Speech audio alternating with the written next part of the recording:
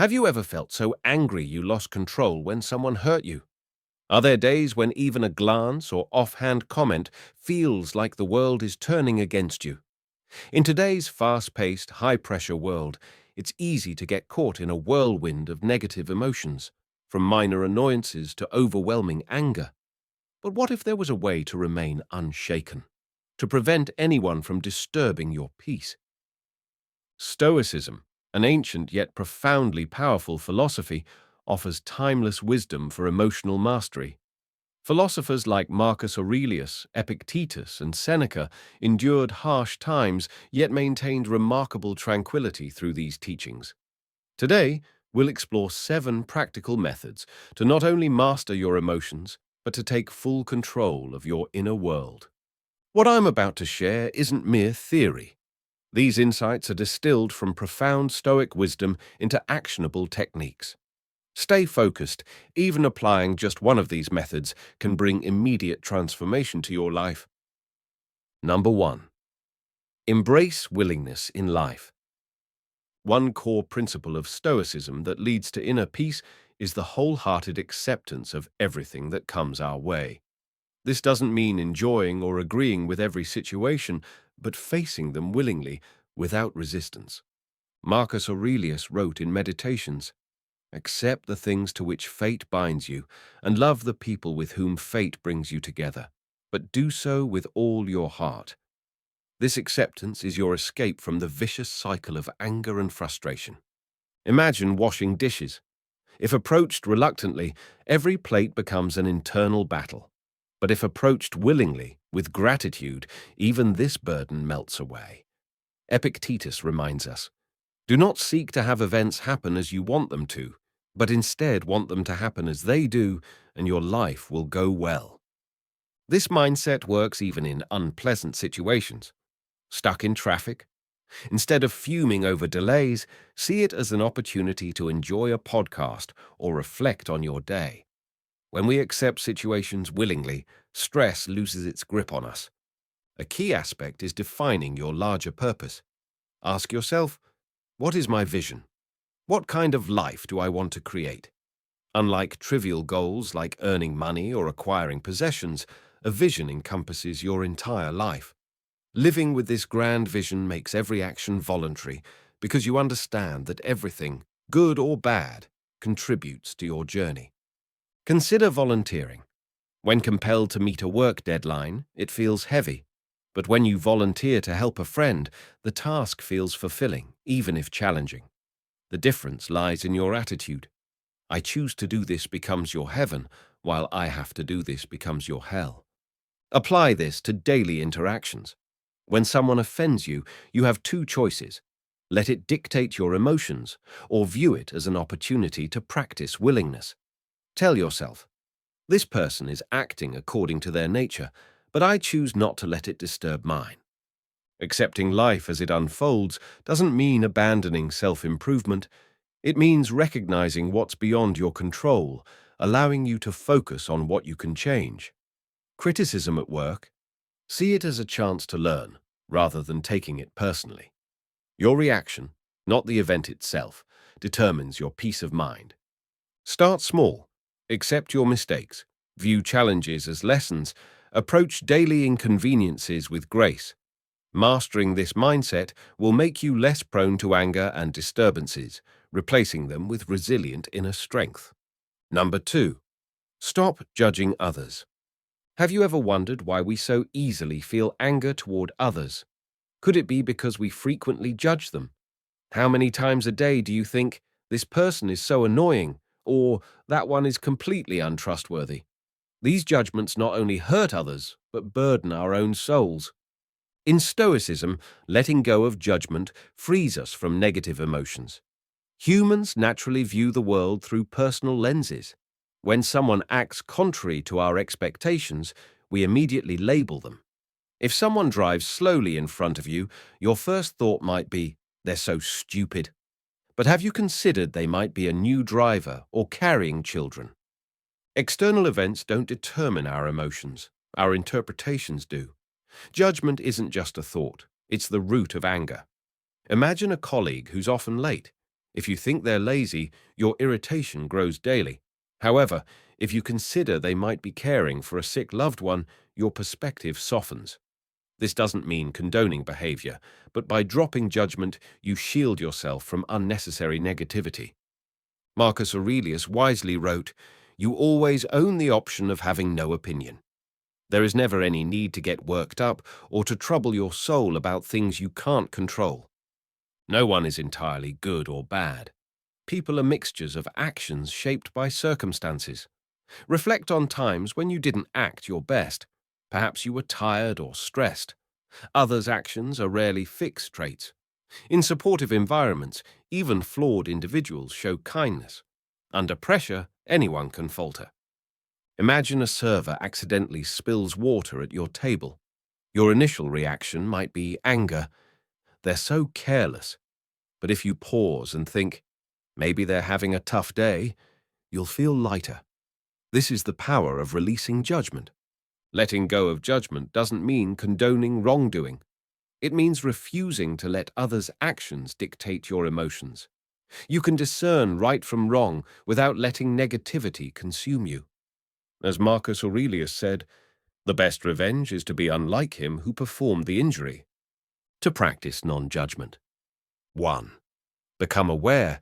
When you catch yourself judging, ask, is this thought necessary? Does it benefit me? 2. Shift perspective. Put yourself in their shoes. What might they be experiencing? 3. Remember that differences enrich life. Someone being unlike you doesn't mean they're wrong. Letting go of judgment means letting go of emotional burdens. Next time someone irritates you, pause, take a deep breath, and ask, is this feeling worth it?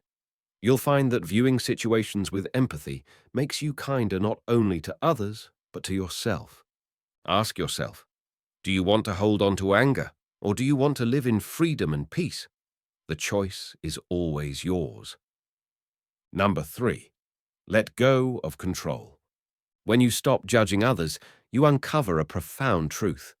Much of our frustration stems from expecting others to act according to our desires. Yet the world doesn't operate that way. People act based on their own reasons, often beyond our understanding. This leads to a bigger question.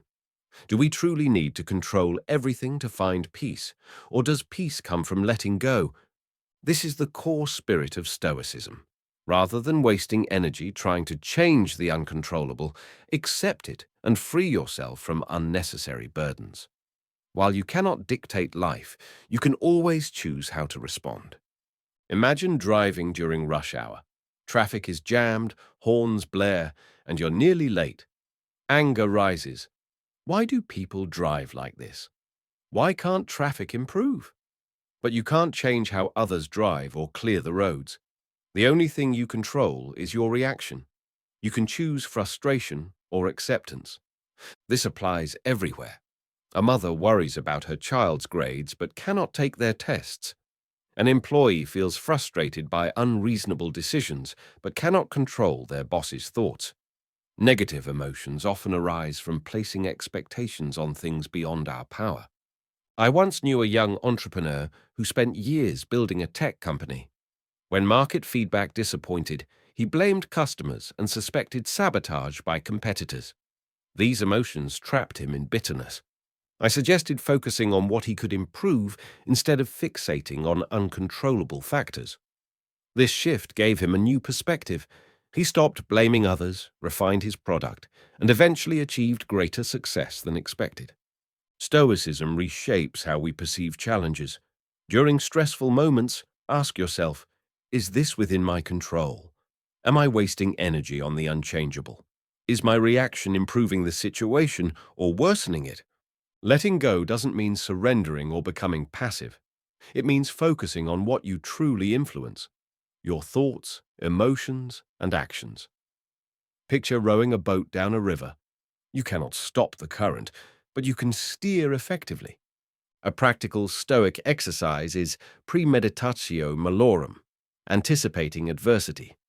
Before starting your day, imagine what might go wrong. Plans getting cancelled, colleagues making mistakes, bad weather. Preparing makes these scenarios easier to accept when they happen. Ultimately, letting go isn't weakness, but powerful liberation. When you stop clinging to what's beyond your grasp, you'll experience extraordinary peace. Start small. Don't try to change others' opinions, dwell on the past, or hold on to the unholdable. Life flows like a river, and when you learn to move with its current, you'll find the tranquility you've been seeking. Number 4. Embrace imperfection in the world. None of us can avoid moments of frustration when others don't behave as expected. But have you asked yourself, why do we expect perfection from the world and people around us? Stoicism teaches that demanding perfection is an illusion, and this illusion roots much suffering. Understanding that imperfection is the essence of the world frees you from negative emotions caused by others. Think about this. Have you been disappointed when a colleague didn't complete their task properly? Felt upset when a friend broke a promise? Or hurt when a family member said something insensitive? Such situations are common, but is it realistic to expect flawlessness? Epictetus reminds us, it is not events that disturb people, it is their judgments concerning them. Anger doesn't stem from others' actions, but from our interpretations. The chaotic, imperfect world doesn't need to change to please you. Your perception does. Imagine you prepared meticulously for an important presentation, but at the last minute, a colleague responsible for supporting materials made mistakes, seemingly ruining your effort. Frustration is natural. Why were they so careless when I tried so hard? But viewed through a Stoic lens, their mistake is beyond your control, and anger only worsens matters. Instead of blaming them, ask, what can I do now to salvage this? By accepting imperfection, you remain calm and find solutions more effectively. Marcus Aurelius wrote, begin each day by telling yourself, today I shall meet with interference, ingratitude, insolence, disloyalty, ill will, and selfishness, all of them due to the offender's ignorance of what is good or evil. Starting your day knowing imperfection is inevitable prepares you to face challenges with resilience. This isn't pessimism, it's realism that helps navigate difficulties with a steady mind. In everyday moments, embracing imperfection transforms reactions.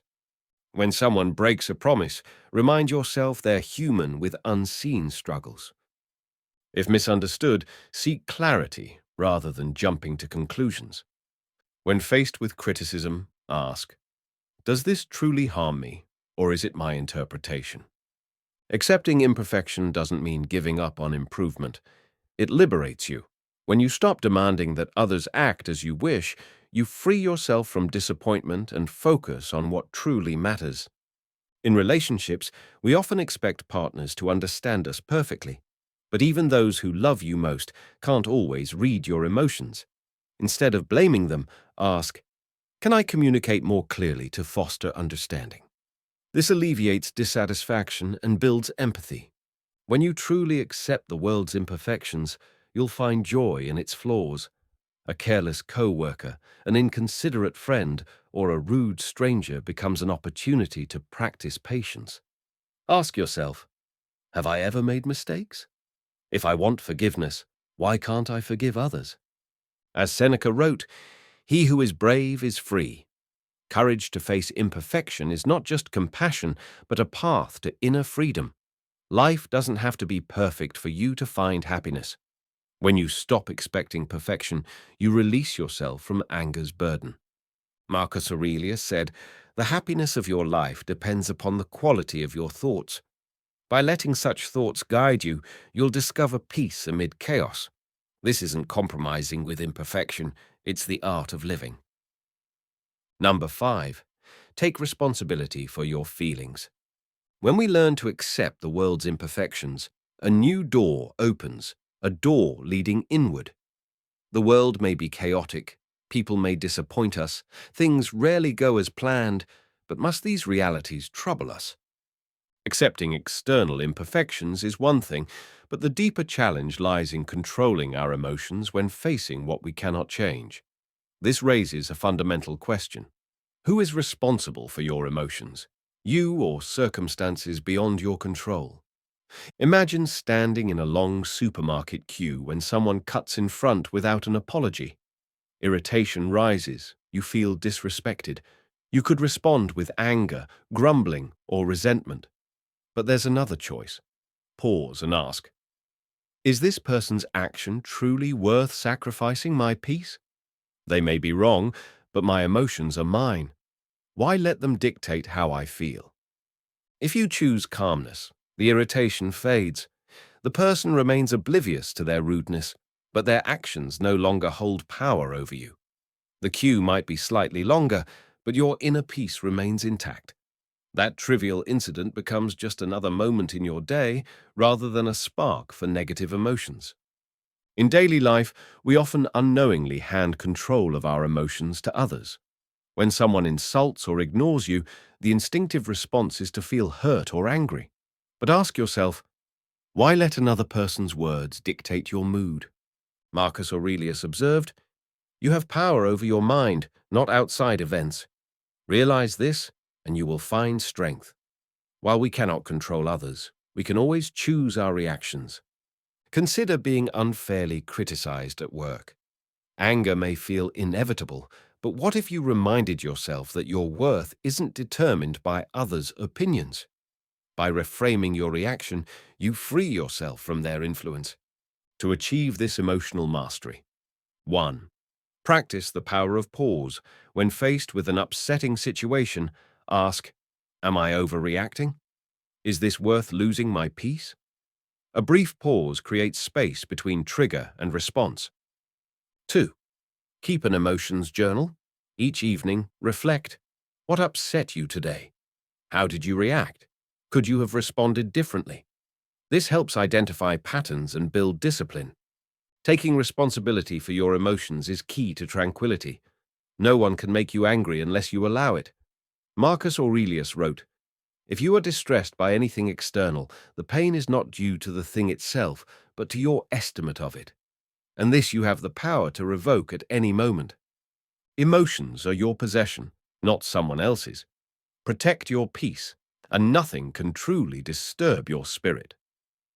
6. Practice non-reaction. In life, unexpected moments catch us off guard. A colleague criticizes you during a meeting, a stranger cuts in line, or someone throws a sharp remark your way. These small incidents, though seemingly trivial, can disrupt your mood, stirring anger and frustration. Is there a way to maintain composure in the face of others' actions? The answer lies in mastering non-reaction. Epictetus said, it's not what happens to you, but how you react to it that matters. Your emotions stem not from others' actions, but from your interpretation of them. Imagine being publicly criticized in a meeting. Your initial reaction might be irritation or embarrassment, compelling you to defend yourself or retaliate. But pause for a moment. Instead of reacting immediately, ask, why should I let these words dictate my feelings? That colleague's behavior doesn't define your worth or abilities. It merely reflects their state of mind. By choosing not to react, you safeguard your calmness and maintain professionalism. Consider an alternative approach. Respond with composure, perhaps by smiling and saying, thank you for your feedback. I'll address that after presenting my ideas. That single moment of calm grants you control over the situation. The colleague is disarmed by your poise, and you leave the meeting with confidence and peace. Seneca advised, the greatest remedy for anger is delay. One of the best ways to master non-reaction is giving yourself a pause when insulted. Resist the urge to respond immediately. Take a deep breath and reflect. If a colleague sends a critical email, delay your response by an hour or even a day, allowing you to approach the matter thoughtfully rather than emotionally. Sometimes silence is the most powerful response. Choosing not to retaliate protects your peace and prevents others from controlling your emotions. As the saying goes, if a donkey kicks you and you kick back, you are both donkeys. This reminds us that reacting to negativity with negativity only lowers us to the same level. Silence doesn't signify weakness. It reflects inner strength. the power to rise above immediate retaliation. Picture a heated argument where every word fuels anger's fire. If one side suddenly stops engaging, the flames inevitably die down. The one who chooses silence emerges as the true victor, having mastered their emotions. Reflect. When was the last time you lost your temper over something trivial? Was that anger worth sacrificing your tranquility? If you could go back, how would you respond differently? Marcus Aurelius noted, "If you are distressed by anything external, the pain is not due to the thing itself, but to your estimate of it, and this you have the power to revoke at any moment." Recognizing that you control your reactions empowers you to navigate life with greater ease. Non-reaction doesn't mean passively accepting everything. It means discerning what truly deserves your attention and energy. By practicing non-reaction, you master your emotions and safeguard your inner peace. Remember daily, while you cannot control others' actions, you can always control your response. Calmness, silence, and an unshaken heart are your greatest weapons in this chaotic world. This is the essence of Stoicism. Number 7. Find joy in selflessness. When we learn to remain calm and avoid reacting hastily, our soul becomes lighter. Things that once angered us turn into mere ripples in life's flow. When our hearts are no longer crowded with resentment, a new space emerges, a space to love, empathize, and give.